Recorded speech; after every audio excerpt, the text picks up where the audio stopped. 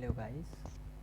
आज मैं बात करने वाला हूँ why do we need a super power nation. आपने सुना होगा यूएसए एक सुपर पावर है, रशिया एक सुपर पावर है। हमने सुना है, रशिया तो खैर नहीं है, अब यूएसएसआर था। हमने सुना है कि यूएसए यूएसएसआर ऑल दीज वो सुपर पावर। क्या होते हैं सुपर पावर्स? जो मिलिटरली बहुत स्ट्रांग हो, इकोनॉमिकली बहुत स्ट्रांग हो, है ना। ये सब होते हैं एक सुपर पावर के, वो जिनका अदर कंट्री पे काफ़ी सारा इन्फ्लुएंस हो। बट एक बात सोचिए आप कि अभी रिसेंटली यूएसए में डेमोक्रेसी समिट हुआ, जिसमें यूएसए ने इनविटेशन भेजा पाकिस्तान को। पाकिस्तान ने मना कर दिया। पाकिस्तान ने क्यों मना कर दिया? क्योंकि पाकिस्तान के फ्रेंड चाइना को नहीं बुलाया गया था उस समिट में, हैंस पाकिस्तान ने भी बॉयकॉट कर दिया। अच्छा, अब इन पाकिस्तानियों को ये भी नहीं पता है कि इनके कितने अकाउंट यूएस में है और इन्हें यूएस का कितना पैसा वापस करना है। खैर, ये वैसे पागल पैदा हुए, इनको वैसे भी कुछ नहीं पता होता है, छोड़ो। तो क्यों पाकिस्तान जैसे देश ने जब यूएस को मना कर दिया, तो फिर तो कोई भी सभी छोटा सा देश यूएस को मना कर सकता है। जैसे आपने सुना होगा निकारागुआना, जो कि जैसे मान लो यहाँ पे यूएस है, उसी कॉन्टिनेंट के नीचे एक छोटा सा कंट्री है निकारागुआना। इसने यूएस के साथ रिलेशन ख़राब कर रखे हैं और रशिया के साथ रिलेशन अच्छे कर रखे हैं। अच्छा, अब आप बोलोगे कि कैसे इसने, मतलब कैसे यूएसए के साथ रिलेशन ख़राब कर रखे हैं? तो देखो, सबसे पहले जो बाइडन आए, हमारे जो भाई साहब, और इन्होंने कहा कि निकारागुआ में प्रॉपर डेमोक्रेसी नहीं है, ठीक है। क्योंकि यहाँ पे एक लीडर है जो पिछले उनका नाम बहुत अजीब सा है, ऑफ कोर्स मुझे नहीं याद है। 3 टर्म से वो इलेक्शन जीत चुके हैं, तो उन्होंने उनके कुछ जनरल्स और उनको बैन कर दिया यूएस में एंट्री। अब आप ऐसा करोगे तो ये रशिया के पास चले जाएंगे। ये रशिया के पास गए और अब ये कितना बड़ा सिक्योरिटी थ्रेट है। यहाँ यूएसए है, इसके नीचे निकारागुआना है और यहाँ रशियन सोल्जर्स। मतलब अगर आप अलास्का से रशिया को थ्रेट करते हो तो रशिया आपको भी थ्रेट करेगा। वो बहुत बड़ा रीज़न है। तो आखिर क्यों ऐसा हो रहा है? लाइक छोटे छोटे देश दिखा रहे, तो किस बात का सुपर पावर, किस बात का ग्लोबल इन्फ्लुएंस क्या है? I will tell you world में क्यों यूएसए या एक सुपर पावर हमेशा होता है। अभी डोनाल्ड ट्रंप के टाइम में 2016 में वो ट्रंप आए थे, 17 में, आई डोंट नो, 16-17 कुछ इसमें वो आए थे अपने टेन्योर में। उन्होंने क्या कहा, अमेरिका फ़र्स्ट की पॉलिसी ली और वर्ल्ड में से अमेरिका को एक स्टेप पीछे लिया और उन्होंने कहा कि हम वर्ल्ड पॉलिटिक्स पे फोकस करने की जगह पहले अमेरिकन चीज़ों पे फोकस करेंगे, हम अमेरिकन इशू सॉल्व करेंगे। क्योंकि आप जानते हो अमेरिका में कौन काम कर रहा है टेक सीईओ में, या किसी भी टेक सीईओ में देखो तो इंडियंस हैं, चाइनीज़ हैं, जापानीज़ हैं, अमेरिकन्स क्या हैं, कैब ड्राइवर। तो खैर मैं रोस्ट नहीं करता किसी को एक्सेप्ट पाकिस्तान। तो यहाँ पे क्या चल रहा है, एक मजाक सा ही चल रहा है अमेरिका के पास, क्योंकि एक डेवलप्ड नेशन होके एंड स्टिल कुछ नहीं कर पा रहा है ना। तो डोनाल्ड ट्रंप ने कहा हम अमेरिका को वापस से ग्रेट बनाएंगे। अब इससे क्या हुआ आप देखो, टर्की का राइज़ हुआ। कैसे कह सकते हैं कि टर्की का राइज़ हुआ?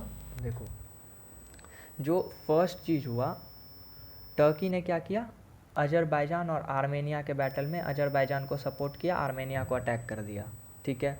इन्होंने नॉर्थ साइप्रस साउथ साइप्रस बना दिया। इन्होंने ग्रीस से दुश्मनी मोल ले रखी है, ठीक है।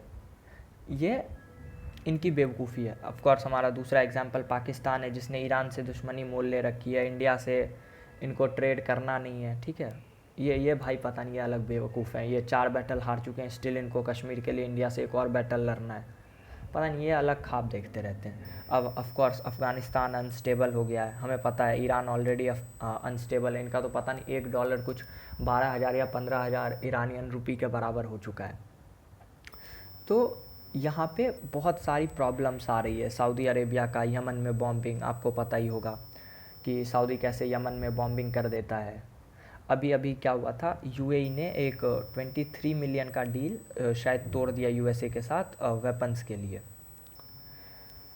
तो ये जो छोटे छोटे मुस्लिम ऑटोक्रेटिक नेशंस हैं, इसमें आप कहोगे पाकिस्तान डेमोक्रेटिक है, तो जी नहीं, ऑफ कोर्स पाकिस्तान भी ऑटोक्रेटिक है। वहाँ की आर्मी वहाँ का गवर्नमेंट चलाती है। आपको यकीन नहीं होता, मुशर्रफ से पूछ लो, उन्होंने खुद कहा था कि मैंने इमरान खान को 20 सीटें भीख में दी थी क्योंकि ये मांगने आया था। ऑन रिकॉर्ड कहते हैं ये सब बात, पीछे भी नहीं बोल रहे भाई, ऑन रिकॉर्ड की बात है। तो ये क्या कर रहे हैं ना, ये वर्ल्ड में एक क्योस क्रिएट कर रहे हैं। अब देखो, अफ़गानिस्तान से हो सकता है यहाँ पे टेरर अटैक हो जाए ईरान में, ईरान ने बाउंड्री सील कर रखी है। पाकिस्तान से हमने बाउंड्री बंद कर रखी है, हमने सील नहीं किया बट बंद कर रखी है, क्योंकि हमारे ऊपर टेरर का वो बना रहता है। इधर देखो आप, बांग्लादेश पे टेरर से थ्रेट रहता है हमें। तो ये जो छोटे साइज़ की, ये बहुत ज़्यादा वर्ल्ड को अनस्टेबल कर रहे हैं। अब इससे कॉन्सिक्वेंसेस क्या हो रहे हैं? पहले ये ऐसा कर क्यों रहे हैं? ये ऐसा इसलिए कर रहे हैं ताकि ये रियल इश्यूज से ध्यान हटा सके। अब टर्की फालतू में ग्रीस या किसी के साथ उलझना चाहता है, क्यों? क्योंकि 2023 में इलेक्शंस हैं, ठीक है, तो वो नेशनल सेंटिमेंट क्रिएट करना चाहते हैं।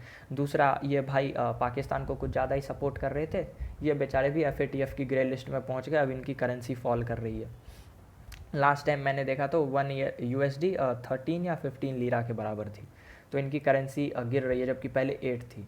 एंड 8 से 13 फॉल, आप ये मत समझना ये कोई स्मॉल फॉल है, ये बहुत मैसिव फॉल है, ठीक है। क्योंकि आप देखो, किसी ने 6 एप्पल्स बेचे, अब अगर उसने 8 लीरा के हिसाब से बेचा होता तो उसे प्रॉफिट होता 48 का।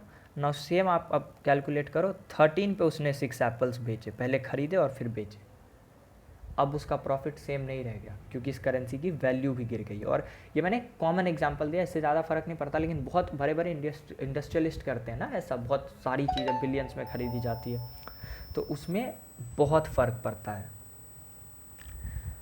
ऐसे ही आप पाकिस्तान को देख लो, ये कहते हैं जी इंडिया हम पे अटैक कर देंगे। एक रमीज़ राजा, इनके PCB के क्रिकेट के चेयरमैन, वो कहते हैं BCCI हमें खा जाएगा। तो ये उल्टी सीधी बातें करके अपने पीपल का फोकस हटाना चाहते हैं इकोनॉमी से, और सेल्फ डेवलपमेंट से। इनका ह्यूमन डेवलपमेंट इंडेक्स में क्या रैंक आया, UN इनके बारे में क्या बोलता है, इन सब से इनको बस अपने लोगों का ध्यान हटाना है कि किसी तरह से आप ये भूल जाओ। आप सिर्फ याद रखो कि इंडिया कश्मीर में जुल्म कर रहा है, कश्मीरियों से हमारा नाता क्या, ला इलाहा इल्लल्लाह, भले आप बर्बाद हो जाओ, उससे हमें फ़र्क नहीं पड़ता।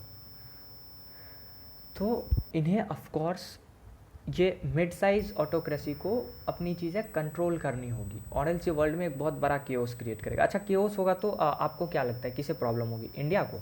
नहीं। ईरान में अगर कुछ हुआ तो पाकिस्तान में, अब पाकिस्तान के लोग भुखमरी से मर रहे हैं, ईरान के लोग भुखमरी से मर रहे हैं, ऑफकोर्स एक टाइम के बाद इनके गार्ड्स भी चले जाएंगे, सोल्जर्स को पैसा कहाँ से देंगे? ये लोग आपस में लड़ के मरेंगे। सीरिया में और ईरान में क्या हुआ? लेबनान में क्या हुआ? लेबनान को ईरान, आपको पता है, हिजबुल्लाह को बैक करता है ईरान। तो ये इन छोटे 8-10 कंट्री की वजह से एक पूरे वर्ल्ड में केओस का माहौल बना हुआ है। आई होप ये अपनी चीज़ें कंट्रोल करे और वर्ल्ड ऑर्डर में कुछ पीस आए, या फिर आई होप कि कोई नया सुपर पावर इमर्ज हो, चाइना, रशिया या इंडिया, और इन्हें ऑफकोर्स शांत करवाए, और एल्स वर्ल्ड में बहुत ज़्यादा केओस फैल जाएगा इन लोगों की वजह से। आई होप आपको ये टॉपिक समझ में आया होगा। Thank you.